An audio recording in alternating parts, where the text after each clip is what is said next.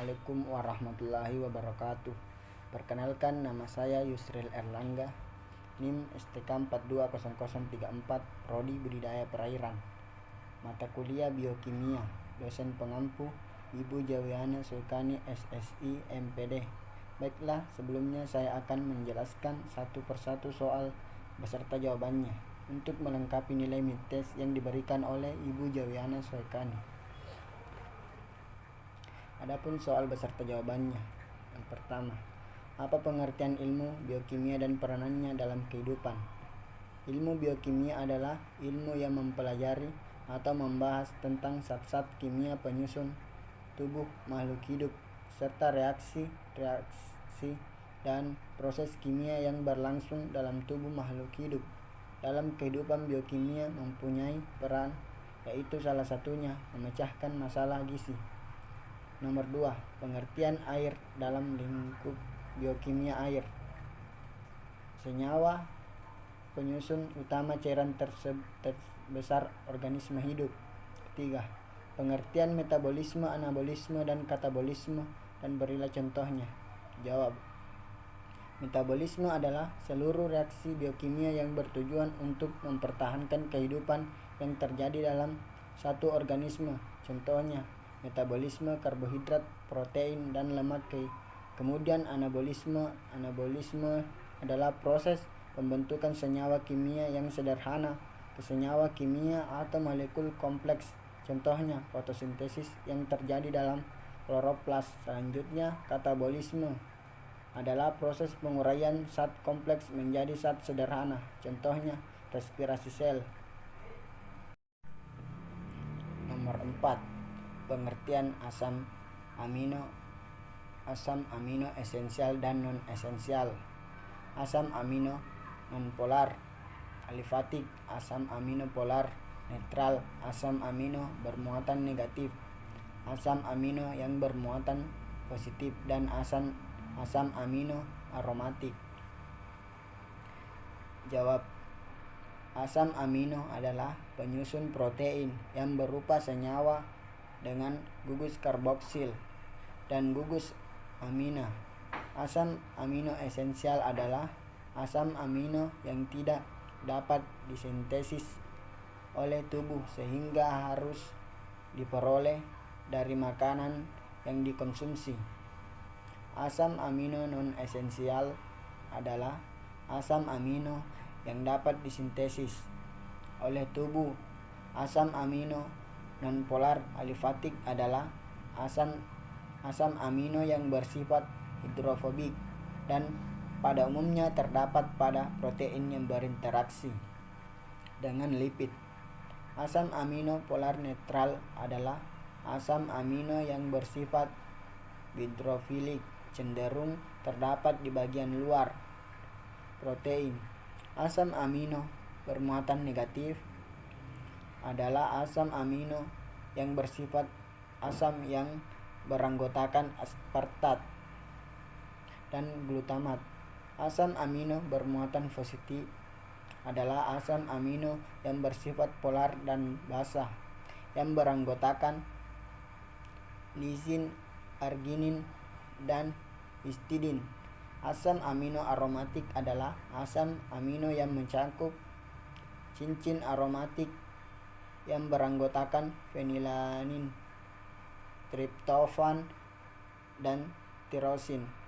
Soal yang kelima, pengertian protein dan struktur protein berupa primer, sekunder, tersier, dan kuartener.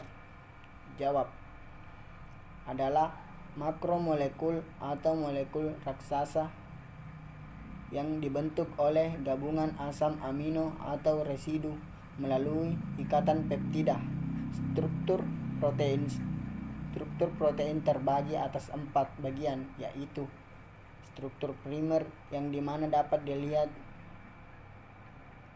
2D yang menggambarkan 2 urutan asam amino dari suatu protein beserta ikatan peptida.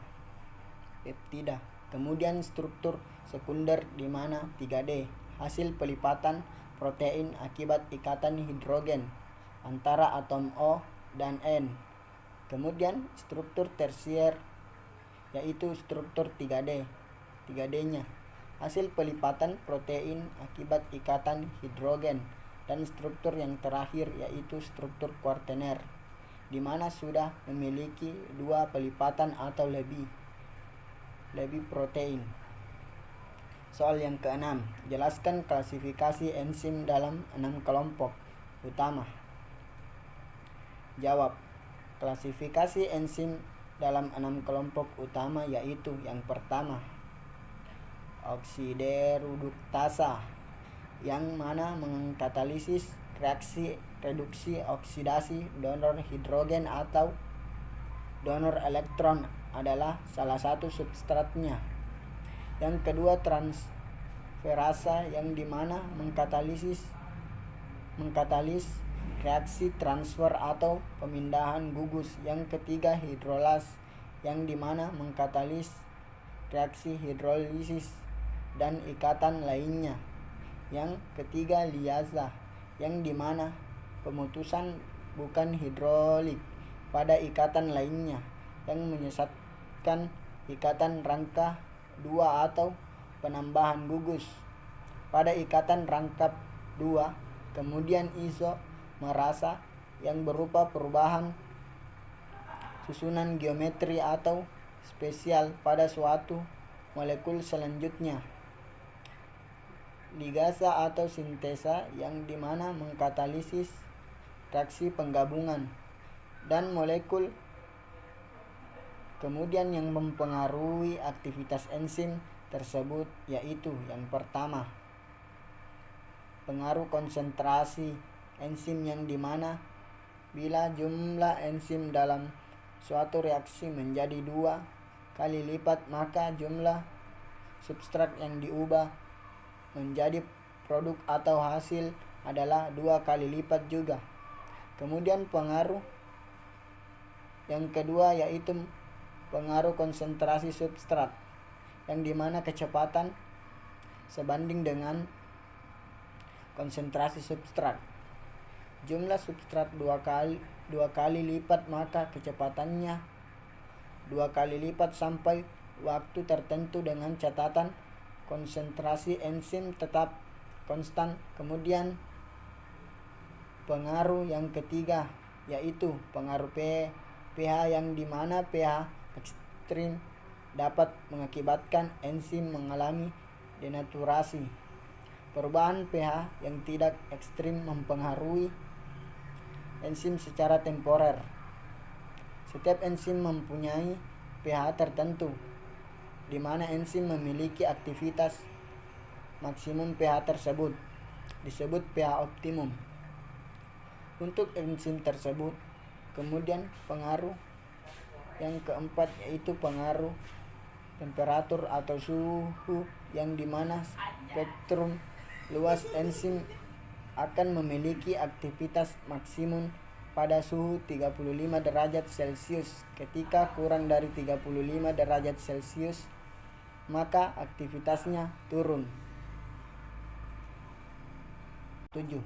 Jelaskan perbedaan sel hewan dan sel tumbuhan, dan struktur dan fungsi organel sel. Jawab. Perbedaan sel hewan dan sel tumbuhan yang paling utama ialah terletak pada dinding selnya. Pada sel tumbuhan memiliki dinding sel, sementara sel hewan tidak memiliki dinding sel. Fungsi dari sel tumbuhan berfungsi melindungi sel yang menunjang pertumbuhan pada sel tersebut. Kemudian ada beberapa struktur dan fungsi organel sel. Yang pertama yaitu membran sel, yang tersusun dari fosfolipid bilayer dan memiliki bagian protein di sela-sela lapisan lipidnya yang berfungsi sebagai pelindung cairan sel. Kemudian yang kedua, dinding sel, yang dimana tersusun dari selulosa, hemiselulosa, protein. Struktur dinding sel tumbuhan bervariasi tiap spesiesnya, yang dimana berfungsi untuk menjaga dan melindungi struktur sel tumbuhan. Yang ketiga, nukleus, yang dimana dibatasi 2 lapis membran inti, terdapat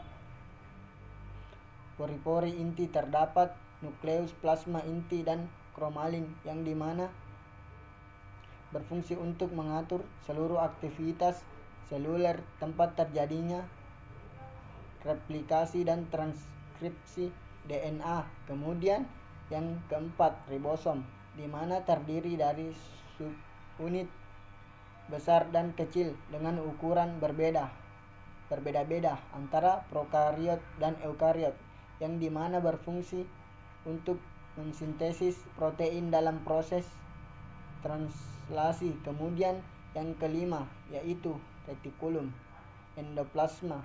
Retikulum endoplasma berstruktur, terdapat 2 jenis yaitu kasar dan halus. Fungsi dari retikulum endoplasma kasar yaitu pelipatan produk protein yang dihasilkan oleh ribosom. Kemudian retikulum endoplasma halus berfungsi sebagai tempat proses penetralisir racun. Kemudian yang keenam yaitu badan Golgi, yang dimana berstruktur terhubung langsung dengan retikulum endoplasma yang berfungsi sebagai tempat pembentukan gliprotein. Kemudian yang ketujuh yaitu lisosom, yang dimana berstruktur memiliki membran berupa lipid bilayer yang berfungsi dalam perombakan sel mati.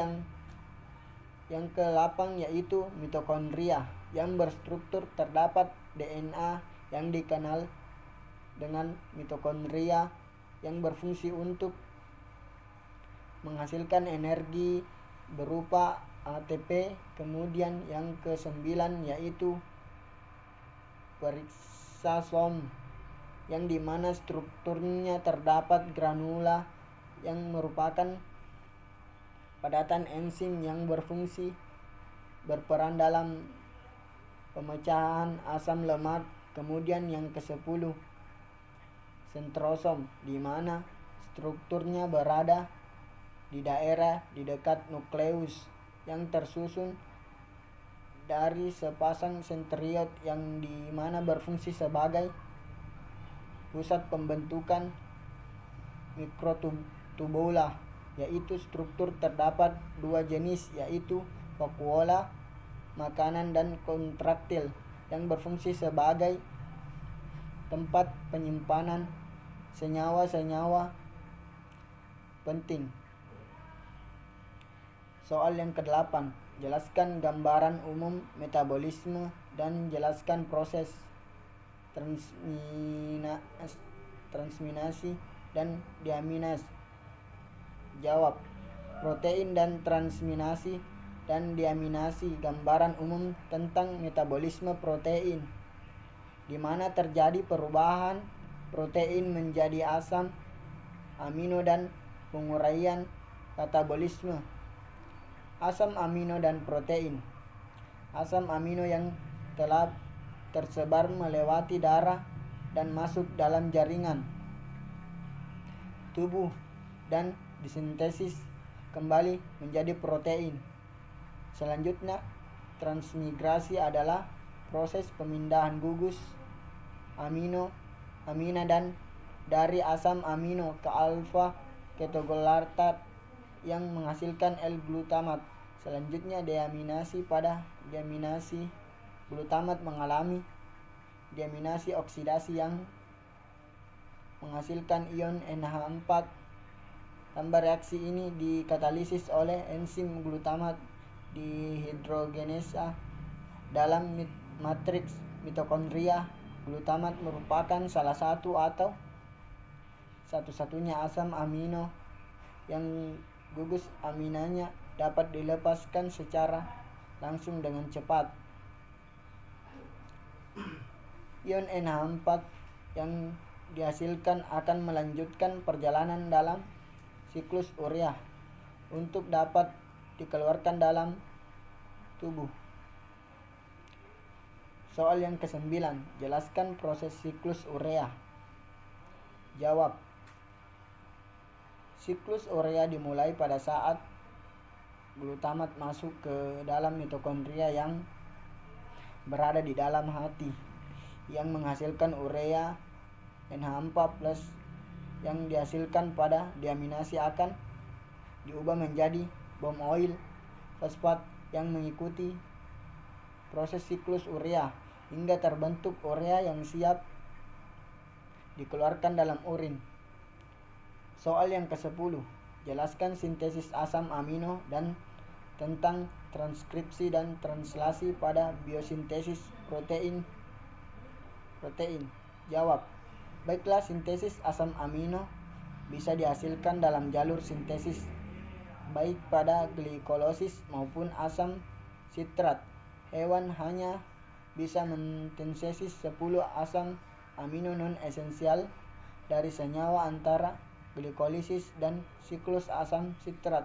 Kemudian transkripsi adalah proses penyalinan DNA menjadi RNA, di mana produknya yaitu 3 jenis molekul RNA, dan translasi adalah proses penerjemahan molekul mRNA menjadi urutan asam amino yang menyusun protein.